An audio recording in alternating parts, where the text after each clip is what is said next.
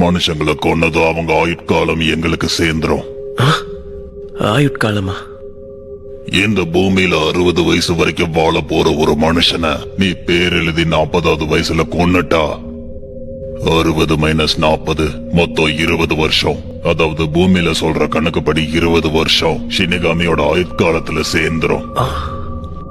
அதாவது நாங்க எங்க கடமைய தவறாத வரைக்கும் எங்க தலையில சுட்டாலும் சரி, எங்க நெஞ்சில கத்தியால குத்தினாலும் சரி, ஷினிகாமிக்கு உயிர் போகாது. ஆனா நீ டெத் நோட்ல கோடிக்கணக்கான பேர் எழுதினாலும் சரி, உன்னோட ஆயுட்காலம் அதிகரிக்காது. இததான் டெத் நோட் வச்சிருக்க ஷினிகாமிக்கும் மனுஷங்களுக்கும் உள்ள வித்தியாசம். என்னமா மனுஷங்களை பத்தி புரிஞ்சு வச்சிருக்கீங்க அப்பா. ஆனா கேட்க நல்லாதான் இருக்கு. நான் இன்னொரு விஷயத்த சொன்னா நீ இன்னும் பூரிச்சு போயிடுவ. லைட் ஆயுள் அதிகமாகிற மாதிரி ஆயுள குறைக்கவும் முடியும்.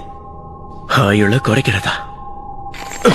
ஷினிகாமி ஒரு மனுஷனோட முகத்தை பார்த்தாலே போதும் அவங்களோட பேரை தெரிஞ்சுக்கும்.